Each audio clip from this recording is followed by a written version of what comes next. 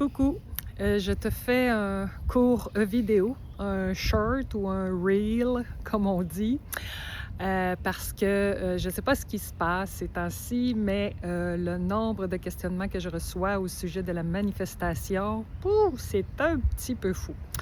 Écoutez, relativement aux questions que vous me posez, j'ai le goût de vous répondre par une question.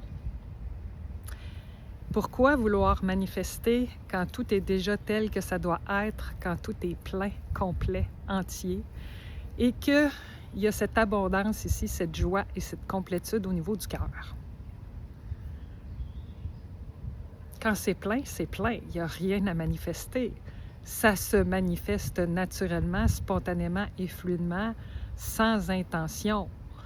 Et c'est quand on résiste à ce mouvement-là et à cet élan-là que ça peut devenir tendu, souffrant, contracté et désagréable.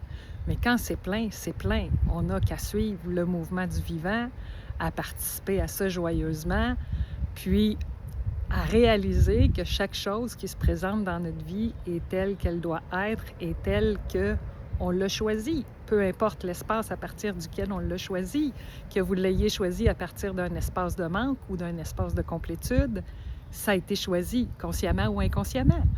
Donc, tout est déjà tel que ça doit être et il n'y a pas lieu de manifester.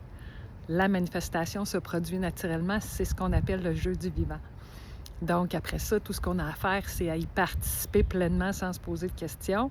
Et c'est bien souvent quand on veut y participer autrement que tel que ça se présente à nous, que ça devient crispé, souffrant, tendu, et que là, on voudrait manifester les choses autrement.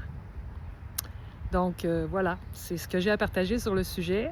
La réponse te plaît pas, j'ai pas de problème avec ça. Mais là-dessus, moi, je vais aller manifester ma joie de profiter de la belle température. À la prochaine. Ciao!